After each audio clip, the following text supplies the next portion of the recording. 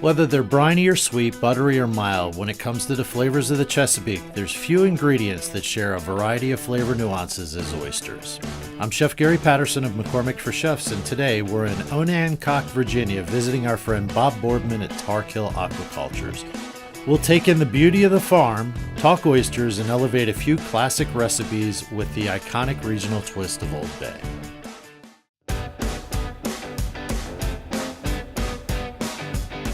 All right, man, so we got a couple cages in the boat. We should try one while they're fresh out of the water.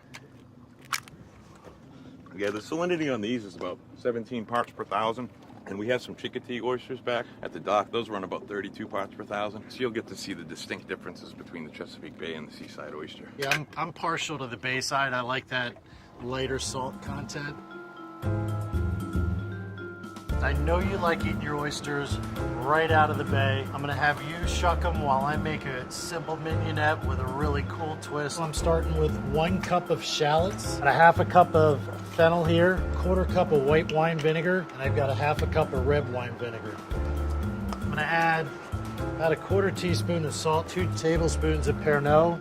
This Pernod really complements, it's got kind of those flavors of anise or the fennel, and kind of comes from the celery family. So some people have heard me talk about terroir. If it grows together, it goes together. Okay. So in this case, you know, fennel and celery are kind of from the same family. And now I'm going to add the secret ingredient, which is some Old Bay. There we go. And this is going to be 2 teaspoons. We don't want it to be too overpowering, but we want that flavor to help pull everything together. Mignonette here. You're ready for something delicious. Right on. Okay, let's do it. Cheers.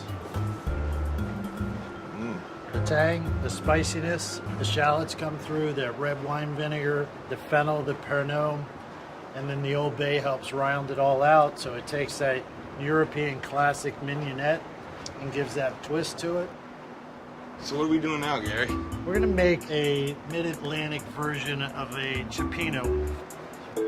You know, there's a lot of classic ingredients that go into a cioppino, but there's no true recipe besides the base ingredient. So what I've got in here is oregano, some red pepper, we've got bay leaves, and then we've also got Old Bay. So the whole goal here is to layer on flavor. Looks awesome. So we selected some really great seafood that's kind of indigenous here. So we're gonna start out by adding clams, a few pieces of the fish, soft shell crab, shrimp as well. The last thing we're gonna introduce in here is these oceanside oysters. These add that really high sodium, really robust salinity from the ocean. Yeah, absolutely. So they're really briny, really flavorful, and it pulls the whole thing together. So you see the clams are opened up nicely there, the fish, nice and tender. Wow. See the softest shell crabs are there. This broth is magical.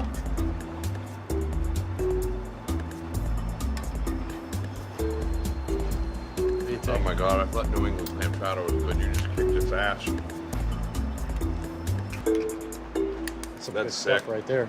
Gary, thanks for coming, man. You got a great crew. That food kicked ass. I really enjoyed it. Thanks, Bob. Really enjoyed getting out here, pulling some oysters, getting to see them run down the line and create some regional special seafood items, really focusing on big flavors. We'll stay in touch. Roger that.